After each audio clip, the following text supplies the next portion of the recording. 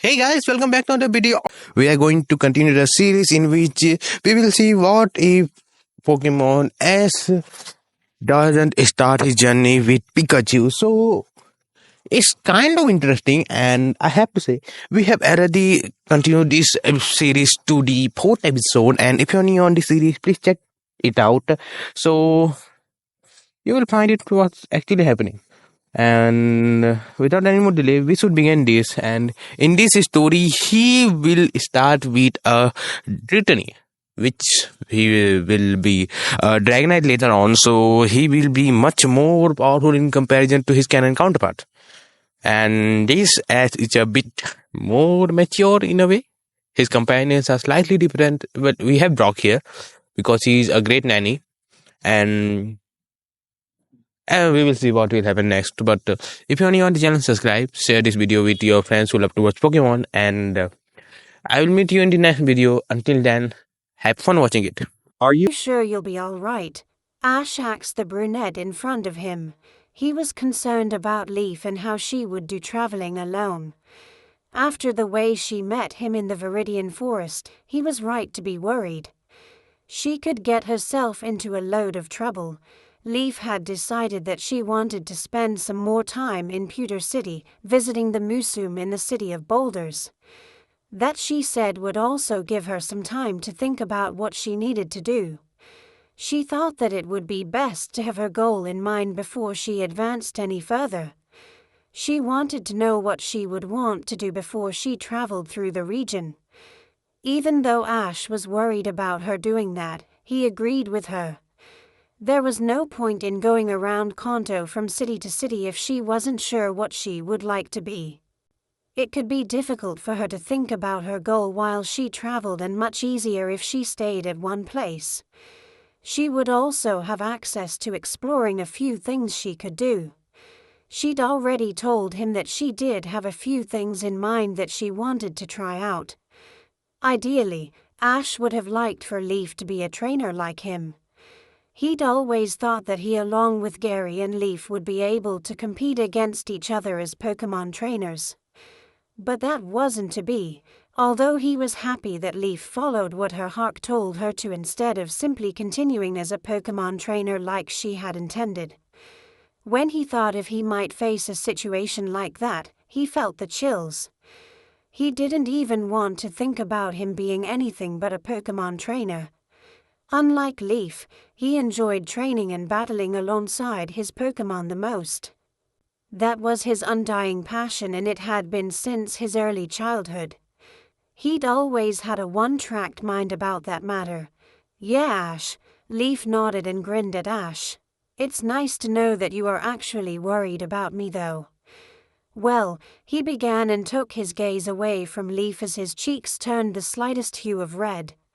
I do care about you, somewhat. He was never good at these things. He would never come out and admit just how much he cared about his friends. He was the type to hide such feelings instead of showing them to everyone. Somewhat.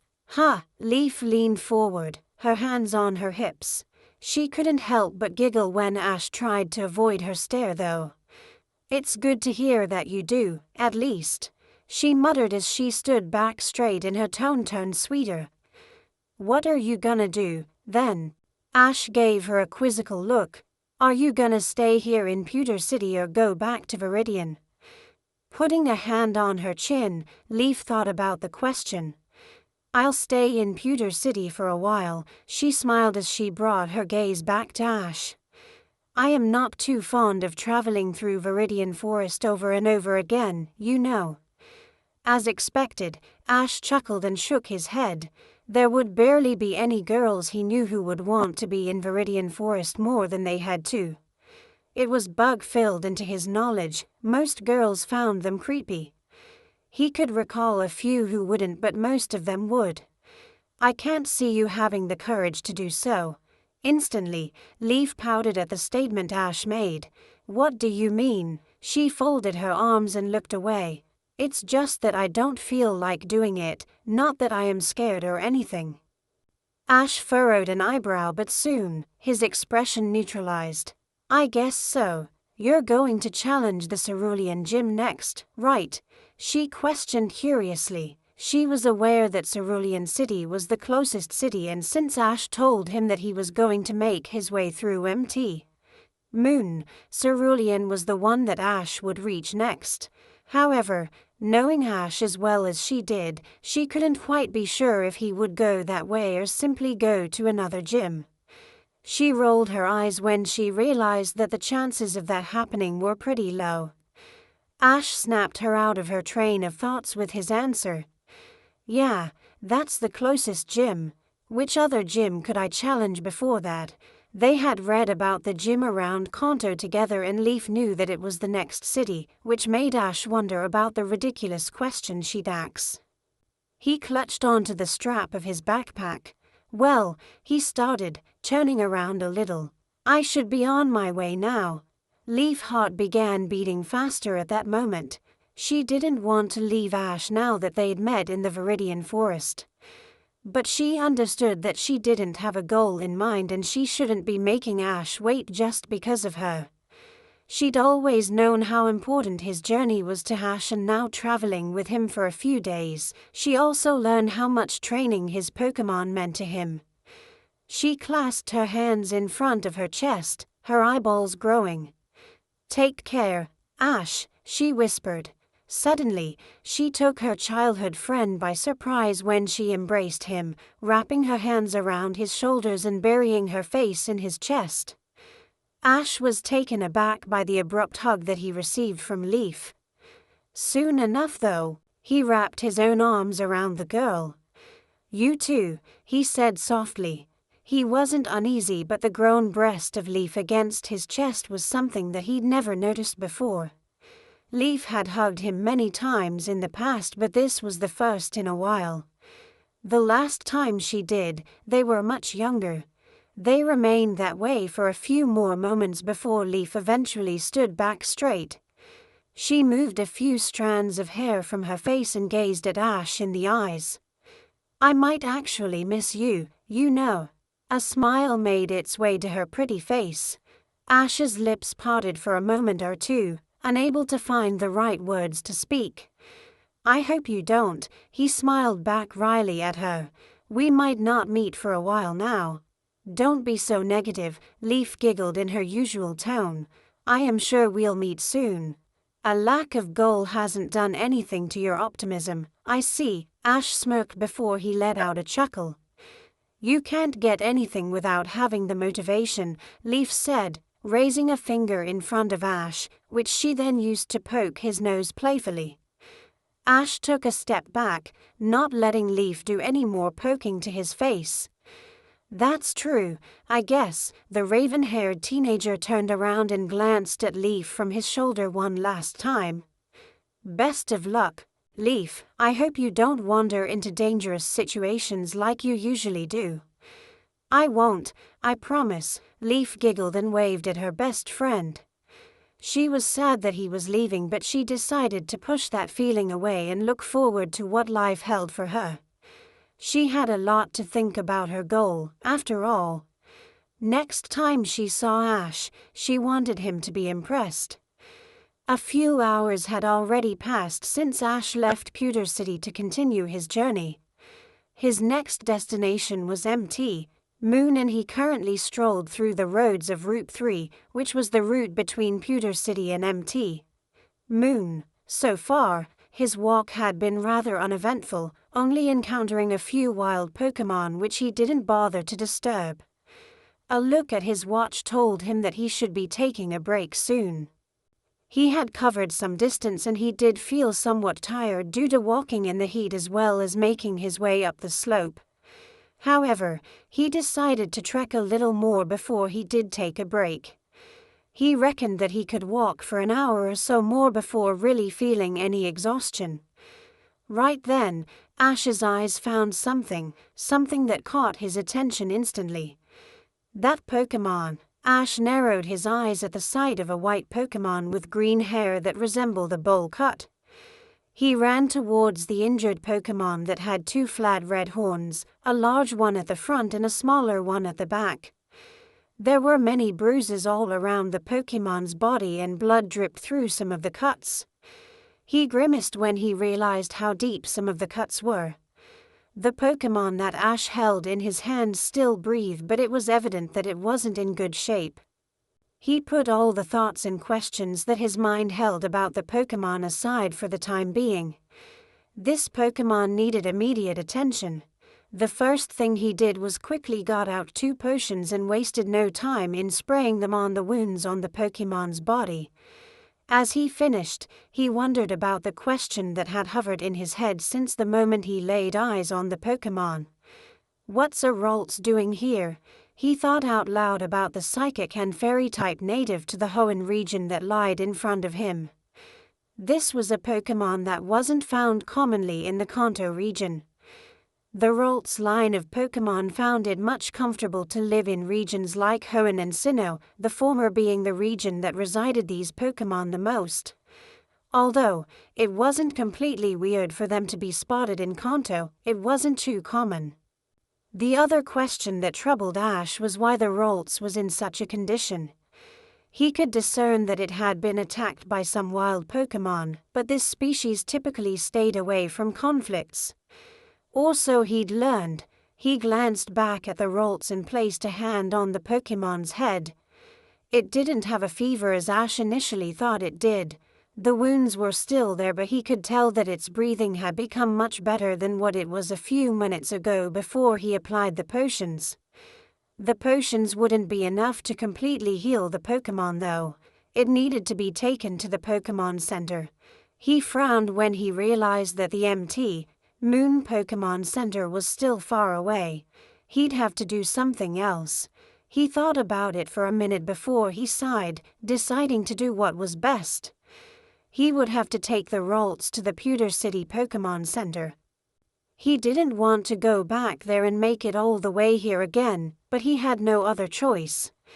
The injuries that the little Pokemon had suffered were far too severe to be expected to heal on their own.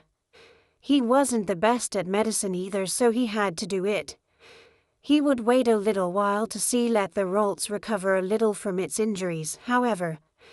A few more minutes had gone by, but the Ralts still remained unconscious. The blood had stopped coming out of its body though, and it looked a little bit better than before. Ash nodded to himself as he stood up. He wore his backpack that was on the ground and bent down to pick up the Ralts. Just as he was about to pick it up though, he heard someone calling. "Tia," the voice shouted. The same voice screamed for the same name again, and this time, it appeared that the one that the voice belonged to was coming in his direction. Ash narrowed his eyes, looking in the direction that the shout came from. And soon enough, he could see a person, a young woman, running towards where he stood. The woman appeared as if she had seen him as well as the Pokemon that laid beside him as she scurried towards them as fast as she could, her eyes wide. Ash simply watched the fair-skinned blonde woman sit next to Ralts. The woman appeared worried, he noted. After a few seconds, the woman who looked as if she was in her late teens or early 20s turned her gaze to him.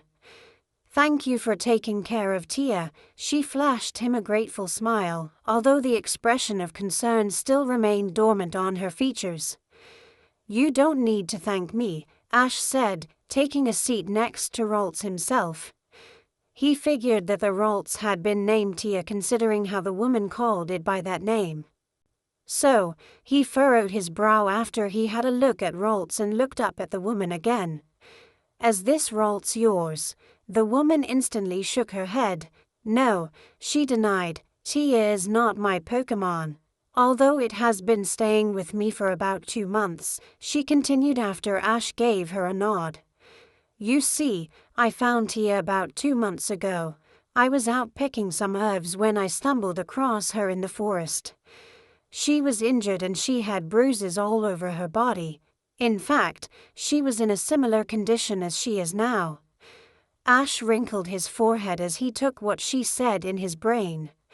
In other words, the Ralts had a tendency to get into situations like this. That was completely different from what he'd read about the species. So, you've been taking care of Tia, ever since then? The Pokémon was probably female as well, since the woman referred to it as her. The woman nodded. That's about right. Just then, Tia grunted and shifted itself on the ground. Its eyes still remained closed, but it appeared as if it was waking up. Although, it seemed in pain. The woman looked at the feeling Pokémon and quickly picked up the rolls from the ground. We need to treat her wounds. You can come with me, if you want, the woman suggested before she stood up with rolls in her arms. Ash thought about it for a moment before he nodded. He was quite interested in the rolls and he wanted to hear more about her. This Rolls was completely different from how he thought they acted, so it was definitely worth spending some time on. Besides, he would have been thinking about the condition the Rolls was in if he went on his way without being assured of how the Pokemon's condition remained. Tia looked much better, Ash observed. She was breathing much easier now and a lot of her injuries had been healed. He took a sip of his coffee and looked at the woman that had just taken a seat in front of him. After Ash followed the woman along with Tia to her house, she informed him that she made Pokémon medicine using herbs. He was quite impressed by the collection of herbal plants that Tasha, the woman that came looking for Tia, had outside her house. He didn't know much about the different herbal plants, but the variety was evident even to someone who would be ignorant to such things. The way Tasha treated Tia with the medicine she made from fresh herbs was also something Ash found quite fascinating. The medicine also showed quick effects, healing most of Tia's major wounds very quickly. The psychic type waking up and feeling better was a sign of the successful treatment. He'd wanted to leave soon after Tasha assured him that Tia would be completely recovered in about a day or two, but the blonde woman urged him to stay a while longer. She said she wanted him to have a rest and also show him some of her herbs as thanks for giving Tia some emergency treatment. The idea of learning more about the herbs that Tasha grew compelled Ash, and he didn't take long to accept her offer. This was something that might just come in quite handy in his journey. Having a way to give some treatment to his Pokémon aside from the usual potions and antidotes would be pretty good if he found himself in a dire situation with an injured Pokémon, be it his or wild or even someone else's. Tia's recovering well, Tasha commented in relief, a smile plastered on her face. Ash beamed at her. She is, he agreed. You'd make quite a good doctor. At the comment Ash made, Tasha first blinked for a few seconds before she laughed at the suggestion. No, she waved her hands in front of her face. I am good at growing these herbs and making a few medicines, but I can't be a doctor. You treated Tia well enough, so why can't you? Ash asked, taking another sip of the amazing coffee that Tasha gave him. Making those little medicine is just something you learn when you do what I do all the time, she said. It's no big deal really. You're too modest, Ash chuckled and shook his head. Your talent is just wasted here. You could grow these herbs somewhere close to the city and be a doctor. I really mean it. No, you're just too polite, she giggled cheerfully and glanced at Tia, who appeared to be fast asleep. Anyway, Ash, I was wondering, she began, her gaze fixed at the floor before she brought it back to Ash. Would you mind taking Tia with you? Ash frowned at the offer that Tasha proposed. He wasn't quite sure how to answer it. It would be amazing to have Tia with him, but he couldn't understand the reason why Tasha would suddenly tell him to take her out of the blue like this. Even though he would love to have Tia as his Pokémon, he was also skeptical whether Tia would even come with him after staying with Tasha. He could tell how much Tasha cared for Tia, and he was sure that she must have been attached to her just as much. What do you mean? Ash finally mouthed. Tasha stood up and walked up to the bed where the psychic and fairy-type Pokémon rested. Would you mind having Tia as one of your Pokémon? She asked as she petted the Pokémon concerned. As she didn't receive an answer from Ash, she turned her eyes to him. You see, Ash, this is not the only time this has happened to Tia after I found it. She explained seriously. Oftentimes, she just disappears from the house. Sometimes, she comes back safe, but more often than not, she's injured or poisoned. I have never seen her fight a Pokémon before, but she just keeps on getting these injuries. I don't want this to happen to Tia anymore. She gazed at Ash in the eyes and clasped her hands together in front of her chest. So please, Ash, take her with you. Now, Ash was sure that something was weird about this Ralts. No Pokémon would want to get into trouble and get beaten up. I would be happy to have Tia as my Pokémon, but, he sighed and continued. But I am not sure if she will come with me. Come with you. Tasha tilted her head. I don't want to force her to come with me if she wants to stay here. I just won't feel like Tia will be happy that way. He put forth his thoughts. But that's not important, that Tia's safety. Tasha all but shouted. She inhaled, calming herself down as she stepped towards Ash. Even I want Tia to stay here, but I can't protect it. Please, Ash, she requested, her expression displaying just what she meant. Do it for Tia, for her safety. Ash knitted his eyebrows. All right, he said as a gentle smile crept up to his face. Tia would be an amazing addition to his team, although he just wasn't quite sure if that would be the best for her. However, Tasha's words had convinced him enough. I will take Tia with me. Thank you, Tasha sighed in relief. Even though she would have liked for Tia to be with her, she knew that this was the best thing for her. She had only known Ash for 2 days, but the way he acted towards his own Pokémon and the way he took care of Tia were more than enough proof for her to trust him with the Ralts. Tia glanced at Tasha and then shot a quizzical look to Ash. She gazed at Ash for another minute before letting out a coo, which too sounded confused. She had almost completely recovered and just woken up completely a few hours ago. And suddenly, she was told by Tasha to go with Ash instead of staying with her. This all confused the little feeling Pokémon, and she didn't have any idea what to do or what to even make of the situation. Tia cried and looked at Tasha, her visible eyes almost tearing up as she jerked her head at the blonde girl.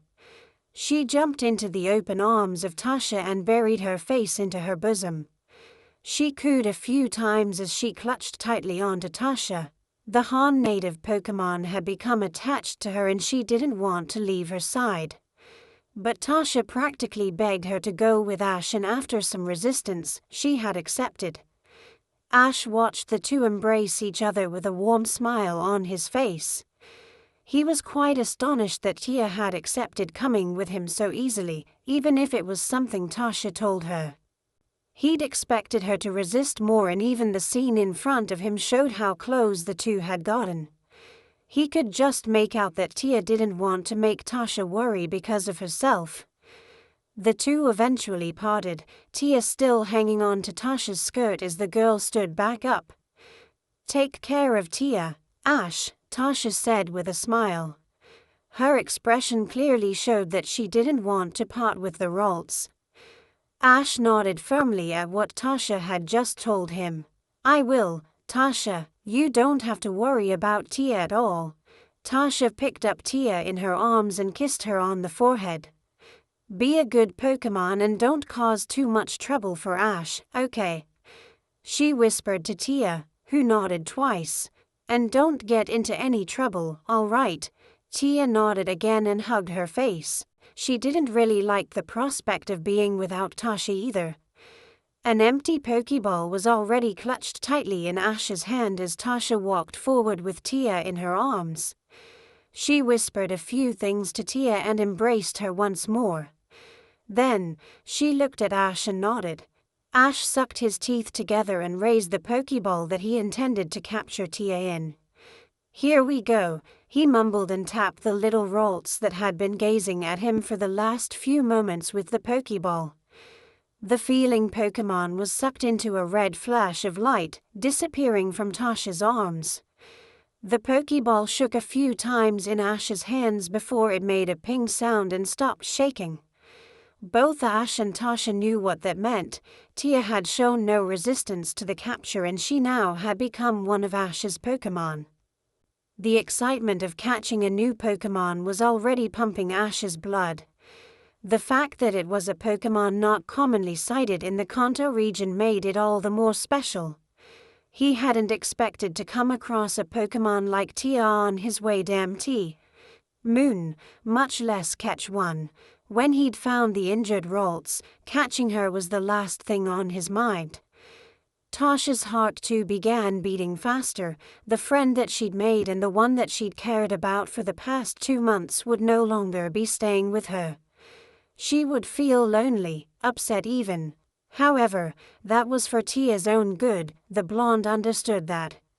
A life with Ash would be much better for her than anything she could have provided her with. She almost knew in her heart that this was the right thing to do and also that it would be better for Tia. "Take care of yourself and your Pokemon," Tasha said after she'd calmed herself down. She appeared a little upset as she played with her fingers behind her back. Ash attached Tia's Pokeball to his belt and grinned. "I will, trust me, and I won't let anything happen to Tia." "Best of luck in your journey," Tasha chimed in a cheerful tone. "I do watch the Pokemon League matches from time to time and I will surely be watching you in the league. I guess I'll have to perform out of my skin if you're gonna be watching." Ash chuckled and Tasha laughed along with him. "I better get going." Tasha pursed her lips together. "Bye, Ash." She waved at the boy, who just turned around and started prodding. "Bye." Ash waved back from above his shoulder as he continued his trek to MT Moon. That journey he knew was going to be very taxing and he would do good to get ready for it. Ash stood in front of the entrance to the MT Moon as he looked at the giant mountain that had no end. The mountain was massive and just looking at it from up close could have someone scared. Ash had come here once before, but that was many years ago when he was still a child. He didn't remember much about that visit now and he noted that MT Moon looked nothing up close like it did from a distance. He'd been able to see the mountain for the last day of his travel through Route 3, but he didn't expect it to be so formidably massive. After he'd caught Tia and left Tasha's house, it had taken him 2 more days to get to MT Moon. He'd reached there the evening earlier and spent the night in the Pokémon Center just beside the entrance, deciding it would be best to start his journey through the massive mountain fresh in the morning. Along the way, he hadn't come across too many trainers or different Pokémon than the usual Nidoran, Pidgey, Spearow and Mankey along with a few other commonly spotted Pokémon. He took a long breath inside and finally made up his mind to get through the biggest mountain in the region of Kanto. He took his first step inside and realized that the torch he'd brought along would come in very handy in this mountain. As the trainer made his way inside, he found that the sunlight that entered the caves had started to get less and less. There were lamps hanging from the ceiling that provided light, although Ash knew better than to trust these lights, several of which were broken. The best thing to do would be to use his torch and be safe instead of trusting the light of MT Moon. This would be quite an experience, Ash remarked, even more enthralling than the ones he had in Viridian Forest. The 4 Pokémon of Ash's, Kaiser, Ignis, Ava and Tia, happily ate the Pokémon food that their trainer put in front of them. Ignis and Kaiser especially enjoyed the food since the 2 of them had been training for the past couple of hours. Ava and Tia were surprised to say the least seeing how the 2 devoured the food. They must have been through some really hard training, the 2 figured. Ash himself finished his lunch, a packed burger that he'd brought along. It had been 4 days since Ash had entered MT Moon to make his way to Cerulean City, and in those 3 days, he sure had found the experience in the mountain quite satisfying. He hadn't come across any rare Pokémon except for one Clefairy that he spotted, which successfully got away before Ash had a chance to do anything, but the different caves that he'd gone through to reach where he was now was surely something he enjoyed, no matter how hard it had been. Along the way, he'd encountered several trainers and a few hikers. He battled a few of them, getting some training in for his Pokémon. He had been thinking about the gym battle that he would have in the Cerulean Gym. It was a water-type gym as he'd read, and he'd been wondering which Pokémon to use in there. His Kaiser would be his trump card, not only because it knew Shock Wave, an electric-type move that would do super effective damage to the water-type Pokémon of the Cerulean City gym leader, but also because it was a Dragon-type. That meant that the water-type attacks of the gym leader's Pokémon wouldn't do a lot of damage to Kaiser. He had a complete advantage with that. The second Pokémon was something that he hadn't chose though. He wouldn't be using Ignis because of his weakness to water-type. Ava was the most logical choice and he'd most probably be using her. But he'd been wanting to battle with Tia. He hadn't used the Ralts in any of his battles yet. He wanted the feeling Pokémon to get used to her life with a trainer before he did anything related to Pokémon battling with her. In fact, he hadn't let Tia out of its Pokeball many times yet. He considered how she got herself into trouble with wild Pokémon, so he knew that he had to keep an eye on her whenever she was out of her ball.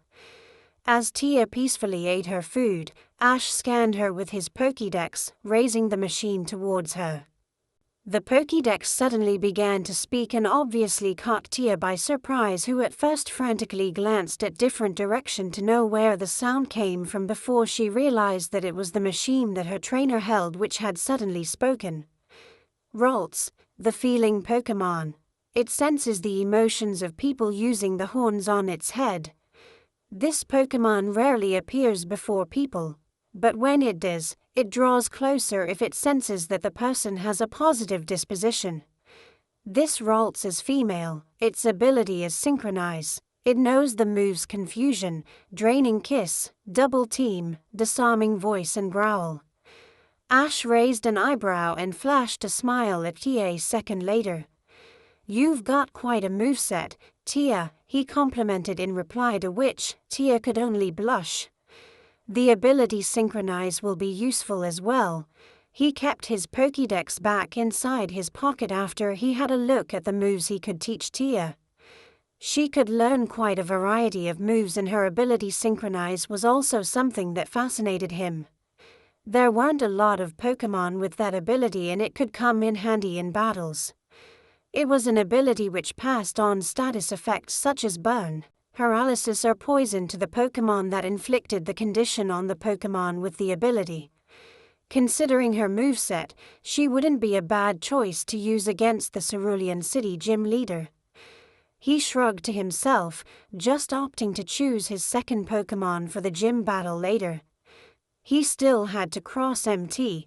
Moon before he could challenge the gym, so he had quite a bit of time to figure it out. "Would you mind healing my Pokémon, Nurse Joy?" Ash requested. He now stood in the Cerulean City Pokémon Center, having made his way through Mt. Moon, which took him almost 2 weeks, and then covering the distance between Mt. Moon and Cerulean City in less than a day. The pink-haired nurse of Cerulean City nodded her head as she brought out a tray and placed all of the 4 Pokeballs that Ash handed to her inside. She then called for her Chansey, who quickly healed all of the Pokémon and brought them back to the nurse in about a couple of minutes. "Here you go," Joy chimed sweetly as she handed the Pokeballs back to Ash. "All your Pokémon are completely healed up." Ash gave her a grateful smile. "Thanks, Nurse Joy." He took his Pokeballs and attached them back on his Pokeball belt before he looked up at the lady again. "I would also like to have a room. Are any available?" Soon, Ash found himself in a room inside the Pokémon Center which looked pretty good. The Pokémon Center sure did have a lot of money if they were able to provide the trainers with such luxurious rooms in the Pokémon Center at a reasonably cheap price. They sure did know how to take care of Pokémon trainers, that was for sure. The various fish tanks and pools that he spotted after he entered the Cerulean City gym had astonished Ash to say the least. Not only that, but he also passed through a hall which had seats that could have an audience of around a few thousand at least. He'd learned that the gym leaders were called the Sensational Sisters and held water ballet shows. They were quite popular after all. But he didn't expect all this to be in the gym. Sure, he'd expected there to be various pools, but he predicted them to have gym trainees training their Pokémon instead of girls putting on shows. Nonetheless, he ignored those things and focused solely on the gym battle that awaited him, strolling through the building to where he'd been told the gym battles took place. And when he arrived to the battle arena, what caught his interest wasn't the battlefield, which was a pool, but the three girls, one with indigo hair, one with golden blonde hair and the third with pink hair, sitting near the pool, dressed in nothing but their swimsuits. They appeared to have just had a swim as the three wiped their hair with towels. Ash rolled his eyes before he walked up to the three. "Are you three the gym leaders here?" The three had noticed Ash approaching them, but they didn't do anything except for just sit there and wait for him to speak. And when he did, they all sighed. "Yes, we totally are." The blonde stood up and raised an eyebrow. "Are you like a challenger?" Ash couldn't help but purse his lips to the right at their ignorance. "Yes, I am," he replied as politely as possible. "I would like to challenge you to a battle for the Cerulean Gym badge." He announced his intentions to the three with confidence. The girl with violet hair looked up at him. "Sorry, but we don't have any Pokémon left to battle." Her tone didn't sound sorry at all. Instead, it almost seemed condescending. "All our Pokémon are in the Pokémon Center. If you would have come here a few hours earlier, we would have been able to battle you, but you're just too late." The third girl with pink hair shook her head, her arms folded. "I see," Ash sighed. He hadn't even thought about the possibility of a gym challenge being denied because of the leaders not having Pokémon left to battle with. "Can you tell me when I'll be able to have a gym battle?" "Don't worry about the battle, it's fine," the blonde-haired girl said. "Seal," she called, and soon, a white Pokémon with black eyes and two fangs emerged from the pool. The girl took the water droplet-shaped badge that the seal held in its tongue and offered it to Ash. "You want the Cascade badge, right? Here, you can have it. You don't even need to battle us for that." Ash didn't move from his position. He was simply shocked by what the blonde girl had just told him. Gyms weren't supposed to hand trainers official gym badges without a battle. Trainers had to earn their badges, and he didn't want it any other way. He wanted the badge right now, but he would never accept a badge that was presented to him like this without a proper Pokémon battle. Thinking that Ash was confused as he hadn't responded, the pink-haired girl compelled him to accept it. "Just take it. That's a genuine Cascade badge, no strings attached. You can use it in the Pokémon League." As soon as she said that, Ash scorned at her. But Ash couldn't even put it into words. Finally, he snapped, "You call yourselves gym leaders?" he shouted, a vein popping on his forehead. "That's not how it's supposed to be. I want to earn my gym badge by defeating the gym leader." "But what's the difference?" the indigo-haired girl asked, shrugging and putting one of her hands on her hip. "You're getting what you want, so shouldn't you be thankful that you get it for free without having to work hard for it?" "I don't want it that way," Ash responded, shifting his glare to the girl who just said that. "Look," the blonde girl began again, "if you don't want to have this badge, fine. You'll have to wait for our Pokémon to recover before we can have a gym battle with you." "Yes, that's what I had planned on doing. But you never answered my question." Ash rolled his eyes, letting out a sigh. This wasn't how he expected his meeting with the Cerulean City gym leaders to go. "How long will it take?" he asked, his tone calmer than before. About a week or so, the blonde replied after a moment of thought. All right, Ash sighed. There was nothing else he could do right now. He had to wait. Right when Ash was about to leave, someone appeared from one of the entrances. I will battle the challenger, the feminine voice declared. Ash felt as if he'd heard that voice before, and when he looked at the one whom the voice belonged to, his eyes widened. The girl who'd made that statement was one who he'd battled on Route 1. It was the girl with the Staryu that Kaiser had defeated, as he recalled. The orange-haired girl made her way to the gym leader's position on one end of the pool and removed a Pokeball. I am also one of the Cerulean gym leaders, she called out challengingly to Ash. I will give you a gym battle that you'll never forget. Ash sighed at the atrocious remarks that the girl made. Is she really one of the gym leaders? He questioned to the blonde-haired girl. The blonde nodded jovially. Well, she isn't one of the Sensational Sisters, but she is one of the gym leaders. You can battle her if you want. Ash nodded and walked over to the end opposite to where the girl with the weird orange ponytail stood and unclipped one of his own Pokeballs. He wasn't quite sure the level of challenge she would pose since Kaiser had almost effortlessly beaten her Staryu. He wouldn't let his guard down, however.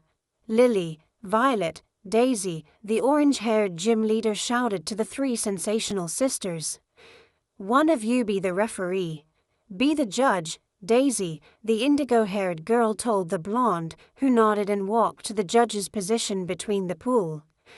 This will be a 2-on-2 Cerulean City gym battle between, she turned to Ash as if asking for his name. My name's Ash Ketchum, Ash informed her. Daisy nodded and began. This will be a 2-on-2 Cerulean City gym battle between Ash Ketchum and gym leader Misty. Only the challenger can substitute Pokémon. Begin. As soon as the last word left Daisy's mouth, both Ash and Misty tossed their Pokeballs up in the air. Out of Misty's Pokeball came out her Staryu, while Ash's Pokeball revealed Ava, who flapped her wings and flew in front of her trainer. Staryu, use water gun. Misty shouted her order. Ash countered instantly. Quick attack. Staryu jerked its top limb and a jet of water headed at Ava from the hole in the limb.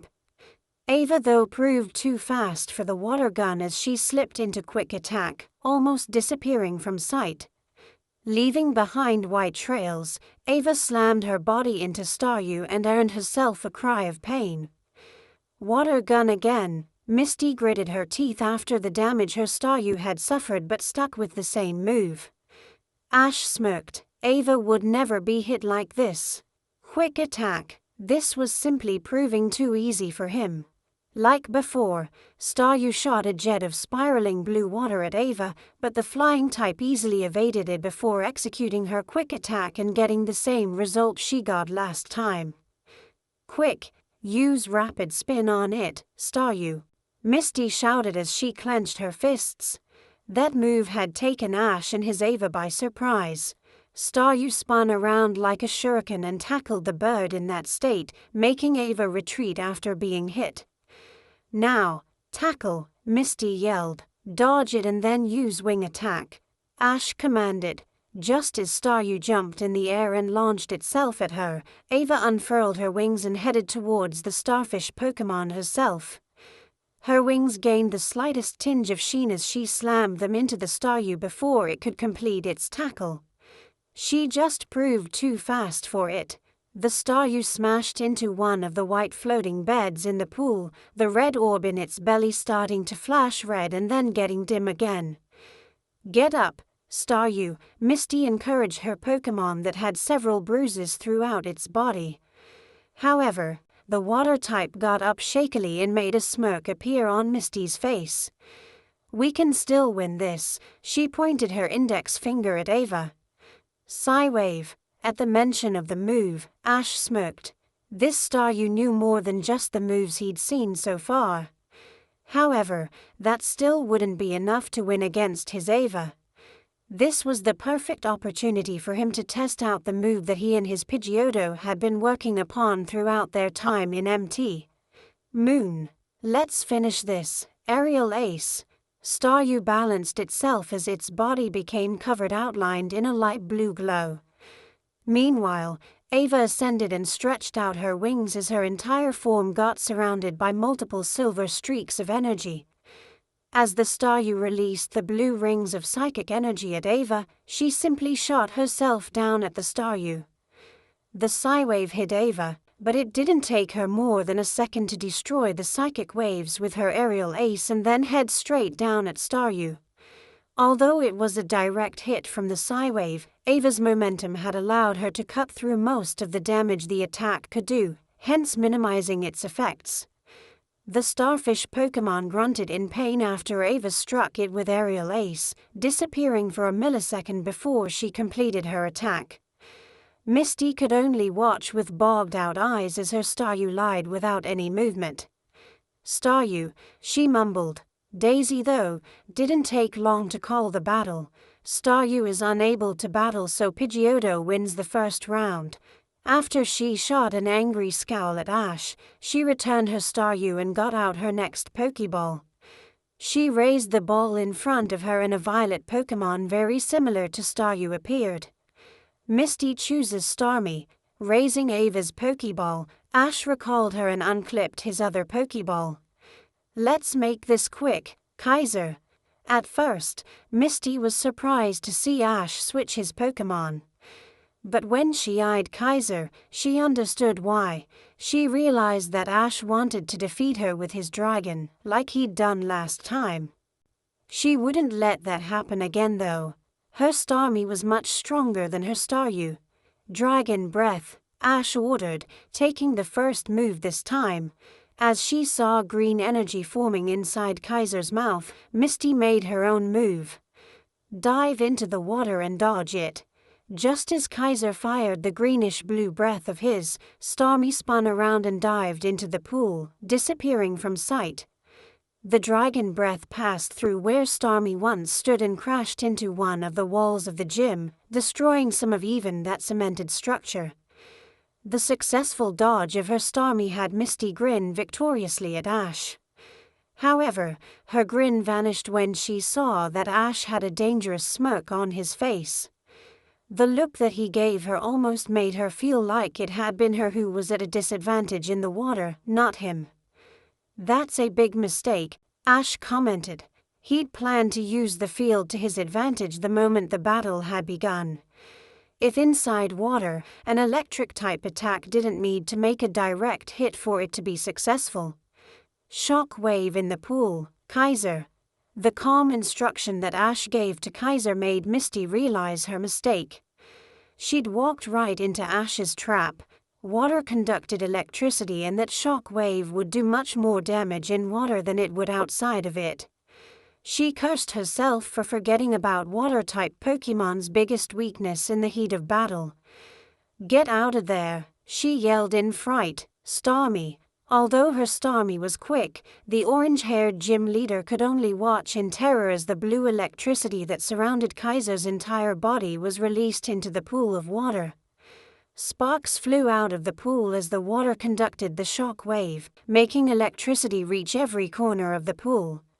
Its cries of agony could be heard when Starmie finally emerged from the water, a few sparks crackling around her body. Misty gritted her teeth when she saw her Starmie struggle. "Shake it off and use Swift. Cut it off with Dragon Breath," Ash commanded. Starmie released multiple golden stars from the red core in its body while Kaiser let out a stream of his draconic breath. The two attacks met in the middle, but both of them ran through the other, hitting their targets. "Now Psywave," Misty shouted the moment she saw the two attacks collide. "Get out of the way and use Shock Wave," Ash yelled. Starmie was a much faster Pokémon as compared to Misty's Staryu. With the jewel in the middle of its body glowing a bright shade of red, it launched a stream of multicolored psychic waves at Kaiser.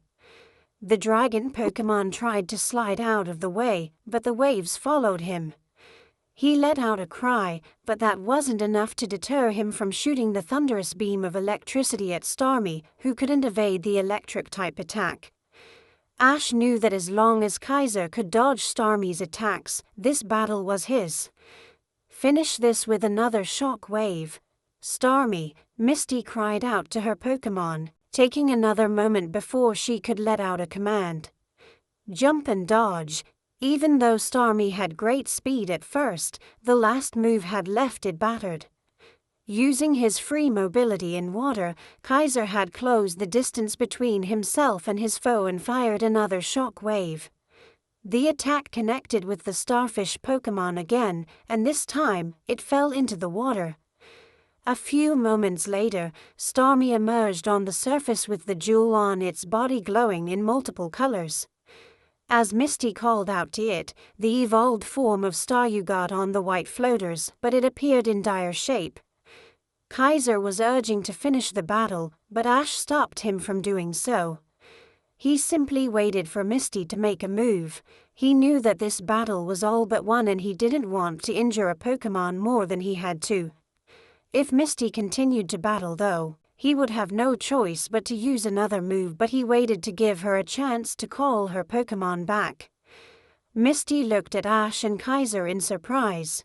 She didn't expect either of them to wait to use another attack from what she learned after their previous battle. She sighed and pointed her Pokeball at Starmie, who was sucked inside. After murmuring a few words of praise to it, she walked over to Daisy and took the Cascade badge from her. Here's the Cascade badge. Misty presented the badge to Ash with a smile. The smile had surprised him. Ash didn't expect someone like Misty to genuinely smile at him. Thanks, Ash smiled back as he accepted the Cascade badge from Misty. I thought you would tell your Dratini to attack again until Starmie couldn't battle anymore, she said. Ash chuckled. I would never do that and neither would Kaiser, he informed her, and her eyes widened in surprise when she saw how calm Kaiser was in Ash's arms. But I never expected you to smile at me after that look you gave me back at Route 1. It took her a couple of moments to realize how she'd acted after their battle in Route 1, but when she remembered about it, her cheeks turned red. She waved her hands frantically in front of her chest. No, she hollered frantically. I was just worried about Staryu at the time, that's all. But a grinning face of Ash brought her no relief before she eventually sighed. I understand, Ash chuckled. I guess I misunderstood you. I did too, Misty whispered, her gaze fixed at the floor. She was quite embarrassed by how she'd acted that time, and more so after realizing that Ash wasn't the guy she thought he was. Anyways, Ash started, turning himself around with Kaiser in his arms. Thanks for the badge, I will be on my way now. Misty was snapped out of her daze by Ash's words as she looked at the back of the trainer who'd already started walking. She wasn't sure if he forgave her for her behavior last time. At least, she hoped he did. Like this video, please do one thing, like it, share it with your close friends who love to watch Pokemon or any fanfic of anime which are related to specific genres. So please do that and turn on the bell icon for notification of these any other series which are still ongoing on channel. Thanks for watching.